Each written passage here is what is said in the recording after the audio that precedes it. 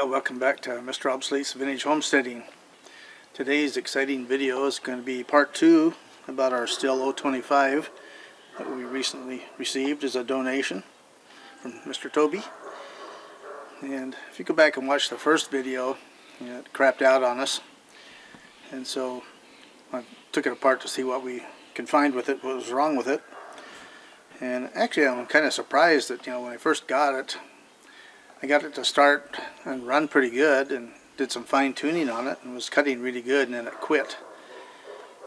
But anyway, most always on saws the thing that's a failure is fuel related carburetor problems, and that's what we have here. So we'll come over here and show you what we found. Okay, well, we had several problems, and one of them was kind of interesting, is that this is just a fuel filter. It isn't the one that's in the saw. It's just a common everyday one, but it looks clean when I first checked it. But I took it off, tried to blow through it. It was partially plugged, fairly well plugged, and then when I looked into the carburetor, this is just a representative carburetor. Of course, the one that's on the saw is on it. But right here, in this little hole right here, is a really small screen. It's supposed to catch all the really fine debris that goes through, and when I first looked at it, it looked fine, but when I took it out, it was about 70% plugged. It's starving for fuel. And the thing that causes it is a weird problem on this saw. It's this is a 325 pitch chain, low profile, but it doesn't hold an edge at all. And if you go back and watch my first video, when I start cutting the cookies off the stumps, you can see the chips coming out of the saw are pretty good, and then it turns into sawdust really quick. I think the heat treating on this chain was bad because it will not hold an edge for very long. But what happens when you're making really fine sawdust like that, and you go to fuel the saw, and you take the cap off, and if you have any of that fine sawdust, it just builds up on the back side of the cap and goes in the tank. And that's what had been happening on this saw. And over time it plugged everything up. And then the other thing is, a typical thing from the bad fuel we have, is that the diaphragms in here get brittle. This is the one out of it, and pretty stiff. It was obviously working for a while, but you can see all these ridges here. It's supposed to be nice and flat and smooth, and like I say, it's fairly stiff. The other thing, this is these little flaps right here let the fuel go through the carburetor, and this type here is made out of a kind of a plasticky type material, and I prefer these because they last a lot longer, because the other type they use are these real soft ones, and these don't last that long, especially with a bad fuel, but they seal better on those little flaps. And so on the body of the carburetor, where those flaps were setting to open and close the ports, there was a little bit of hard varnish there. And when I cleaned the varnish off, which would keep it from seating all the time, it actually had some light pitting in it. And so I took 1000 grit sandpaper and polished it, because there again, like I say, these only seal on a completely flat surface with no imperfections. And here's the one that came out of the saw, and you can see it pretty stiff. Like I said, I was pretty surprised it even ran. But anyway, those are the problems. And okay, well, one of the other things that I was curious about was the fuel tank vent, which is right here. It's kind of a strange setup because it's just a little piece of fuel line, and it's got a couple of screws in it, and the threads on the screws are what let the air in as the fuel is drawn into the engine and burned. Creates a little vacuum and draws the air down through into the tank. Most saws have what's called a duckbill valve, which is this, is off a pulley, and it's just like a little duck beak here. And when there's a vacuum in the tank, it opens up and lets air in just like that. So the other thing was air filter. I mean, when you look at it here, it looks really nice and clean. I didn't suspect it at all, but the super fine sawdust coming off a dull chain is so tiny it'll plug these filters, and it was plugged, and it also is small enough it'll go through the screen in the filter and into the carburetor.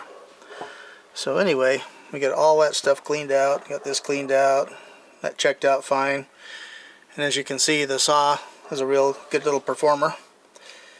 The thing that's unusual about it though is that it's almost too modern for me. Most of the saws I have are torquers or run at lower RPM, and this saw has a fairly high RPM and it's rated at 3 horsepower. But the thing it doesn't have is much torque, and torque is what makes it power through when you get a hard cut or something. The torque is what pulls it through. And like I say, this one doesn't have a lot of torque, so what happens is you'll be cutting really good at high speed, and then you get in some hard wood or a knot or something like that, and it slows down, and the engine RPM gets to a certain point and drops the horsepower, and then you have to lift the saw back out of the cut to get it to speed up again, because once it gets past that power point below it, it really slows down and it doesn't cut that good. We'll see if it keeps running today. So I'm going to start it and warm it up. I'm going to come over and cut some of these dead branches off this tree, and then once it's warmed up, I'm going to come over and start cutting cookies off these tree stumps. So we can get the saw started and warmed up and be right back. Well, the saw is warmed up, so let's get cutting.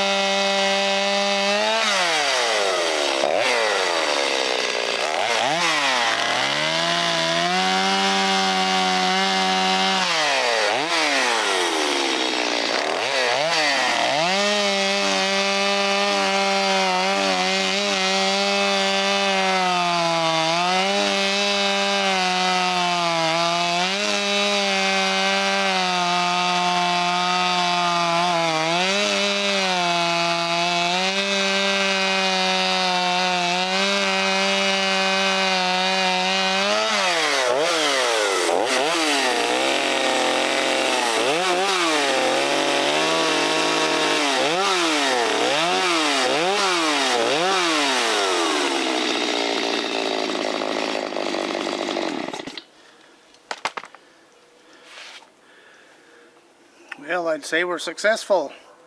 Got the bugs worked out. So we'll be back.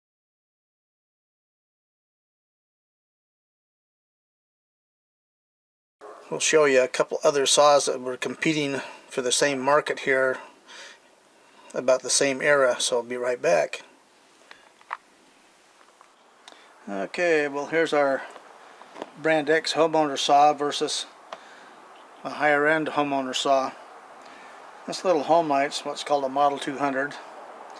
Displacement's a little bit less than the Stihl O25 there, but you can see it's really cheaply built, and this handle is real flimsy, and everything on it's totally plastic.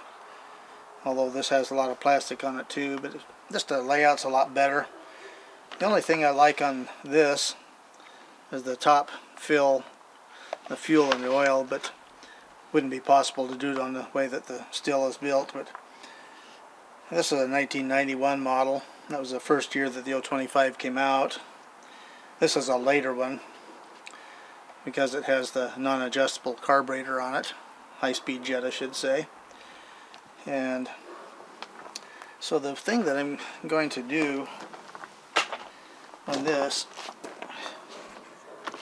eventually I'm going to put the different early style carburetor on it, which I've located, that has both jets available for adjustment, because the problem with a fixed jet carburetor like this has, in unusual cutting conditions, it's going to have a problem, you know. So anyway, it's just part of the EPA, how they ruin everything.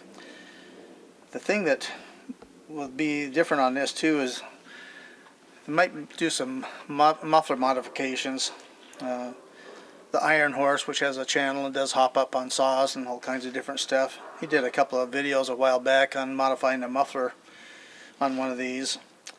But I'm not going to do that for a while, because anytime you modify the exhaust or anything like that, you have to run a richer mixture on the high speed, and since this was not adjustable, just make it burn up. And this saw runs really hot, and so there again, I think that part of the problem with the design of it was that in hot weather with a non-adjustable carburetor, the saw would get really hot and maybe even seize if it worked too hard. So anyway, it'll be interesting to see how we do once we get some of the mods done. Probably in the spring we'll take it out and test it against some of these other saws. I'll be right back. Well, here's another semi-low grade homeowner saw, this Homelight 240. You've seen that in a recent video here, one that Randy gave us. Actually runs pretty good, but if you go back and watch the video versus the two saws, you'll see that this one runs at a lower speed. But the thing you will see though is that when it gets in a harder cut, this one doesn't slow down like this one will. And so anyway, that's just part of the fun of working on old saws, finding all their weird quirks and glitches. So I think I'm going to become a glitchologist, figure out all the weird crap on these little saws that we've inherited this year. So anyway, remember, vintage is best. We'll see you on the next exciting video.